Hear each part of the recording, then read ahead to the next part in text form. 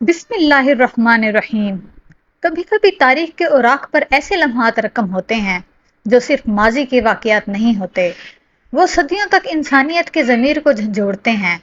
ایسا ہی ایک لمحہ تھا جب ظالم اپنی طاقت پر ناز کر رہا تھا اور حق ایک نواسۂ رسول کے قدموں میں چھپا ہوا کھڑا تھا۔ یہ وہ وقت تھا جب خلافت کا تاج یزید کے سر پر رکھ دیا گیا۔ اسلام جو عدل و انصاف کا علمدار تھا، اب ظالم حکمرانوں کے ہاتھوں پامال ہو رہا تھا۔ جب یزید نے خلافت پر قبضہ کیا تو ہر طرف خوف، جبر اور خاموشی طاری ہو گئی، لیکن مدینہ میں ایک چراغ تھا جو بجھنے والا نہ تھا۔ امام حسین ابن علی، نواسۂ رسول صلی اللہ علیہ وآلہ وسلم، جنہوں نے ظلم کے سامنے سر جھکانے سے انکار کر دیا، وہ مدینہ چھوڑ کر مکہ مکرمہ آ گئے تاکہ دین کی حرمت اور امت کی اصلاح کے لیے فیصلہ کر سکیں۔ سن 60 ہجری جب یزید بن معاویہ خلافت پر قابض ہوا تو اس نے سب سے پہلے لوگوں سے اپنی بیعت لینے کا حکم دیا، مگر حضرت حسین رضی اللہ تعالیٰ عنہ کے نزدیک بیعت لینے کا مطلب یہ تھا کہ ایک ظالم اور گمراہ حکمران کو اسلامی خلافت کے لیے جائز تسلیم کر لیتے، جو کہ حق و باطل کے اصولوں کے خلاف تھا۔ یزید خلافت کو موروثی بادشاہت میں بدل چکا تھا۔ یہی وجہ تھی کہ حضرت حسین رضی اللہ تعالیٰ عنہ نے فرمایا، اسلام کو بچانے کے لیے مجھے قربانی دینی پڑی تو میں دوں گا، کیونکہ اگر یزید کی بیعت کر لی گئی تو پھر ہمیشہ کے لیے حق کو دبایا جائے گا اور اسلام صرف ایک ظاہری نام رہ جائے گا۔ آپ رضی اللہ تعالیٰ عنہ چاہتے تھے کہ امت مسلمہ بیدار ہو، انہیں یہ احساس ہو کہ اگر وہ ظلم کے خلاف خاموش رہیں گے تو یزید جیسے حکمران اسلام کو مٹانے میں کامیاب ہو جائیں گے۔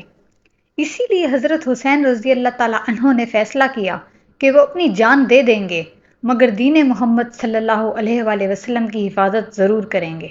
اگر حضرت حسین رضی اللہ تعالیٰ عنہ یزید کی بیعت کر لیتے تو تاریخ گواہی دیتی کہ نواسۂ رسول صلی اللہ علیہ وآلہ وسلم نے بھی یزید کو تسلیم کر لیا۔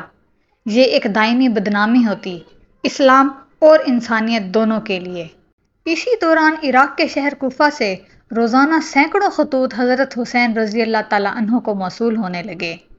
ان خطوط میں اہل کوفہ نے کہا، یا ابن رسول اللہ، ہمارے درمیان آئیے، ہم آپ کے ساتھ ہیں، یزید کے خلاف کھڑے ہیں، ہم چاہتے ہیں کہ آپ ہماری قیادت سنبھالیں اور عدل و حق کی حکومت قائم کریں۔ کہا جاتا ہے کہ حضرت حسین رضی اللہ تعالیٰ عنہ کو کوفہ سے 10,000 سے زائد خطوط موصول ہوئے۔ ہر خط وفاداری اور محبت کا اظہار تھا، ہر پیغام میں منت، التجا اور وعدہ تھا۔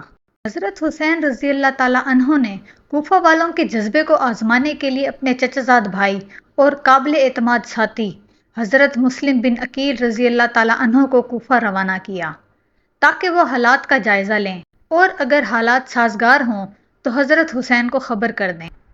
لوگوں نے ان کا پرجوش استقبال کیا۔ 18,000 سے زائد افراد نے امام حسین رضی اللہ تعالیٰ عنہ پر بیعت کی۔ کوفہ کا ماحول حضرت حسین رضی اللہ تعالیٰ عنہ کے حق میں تھا۔ حضرت مسلم بن عقیل نے حضرت امام حسین رضی اللہ تعالیٰ عنہ کو خط لکھا، یا ابن رسول اللہ، کوفہ آپ کے لیے تیار ہے، آپ فوراً تشریف لائیں۔ مگر حالات جلد ہی پلٹ گئے۔ کوفہ میں یزیدی گورنر نعمان بن بشیر کی جگہ عبید اللہ بن زیاد کو مقرر کر دیا گیا، جو ایک ظالم، مکار اور چالاک شخص تھا۔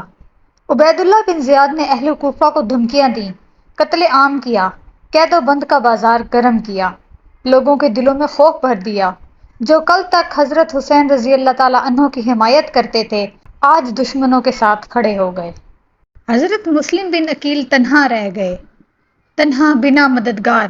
حضرت مسلم کو گرفتار کیا گیا، انہیں قصر کوفہ کی چھت پر لے جایا گیا اور شہید کر دیا گیا۔ ان کا سر قلم کر کے عبید اللہ بن زیاد کے قدموں میں رکھا گیا۔ خبر مکہ نہ پہنچی، امام حسین ابھی راستے میں تھے۔ حضرت حسین حضرت مسلم کا خط ملنے کے بعد اپنے اہل بیت، بیٹوں، بیٹیوں، بہنوں اور وفادار ساتھیوں کے ساتھ کوفہ کی طرف روانہ ہو چکے تھے۔ راستے میں آپ رضی اللہ تعالیٰ عنہ کو حضرت مسلم کی شہادت کی خبر ملی۔ آپ کا دل لرز گیا، مگر وہ جانتے تھے کہ اب واپسی کا راستہ نہیں، کیونکہ ان کے سامنے حق تھا اور پیچھے باطل۔ آپ رضی اللہ تعالیٰ عنہ نے فرمایا، جو بھی ہمارے ساتھ ہے وہ جان لے کہ ہمارے ساتھ صرف تلواریں، قید خانے اور شہادت کا راستہ ہے۔ کئی لوگوں نے قافلہ چھوڑ دیا، مگر جو باقی رہے وہ تاریخ کے وہ ستارے بنے جن کی روشنی قیامت تک چمکتی رہے گی۔ راستے میں کربلا کے مقام پر یزیدی لشکر نے انہیں روک لیا۔ 2 محرم 61 ہجری کربلا کا میدان، جہاں ایک طرف ہزاروں کا لشکر اور دوسری طرف صرف 72 جان نثار۔ پانی بند کر دیا گیا، بچوں کو پیاسا رکھا گیا، 3 دن کی پیاس، معصوم بچوں کی کراہیں، مگر حضرت حسین رضی اللہ تعالیٰ عنہ اور ان کے ساتھی ظلم کے آگے نہ جھکے۔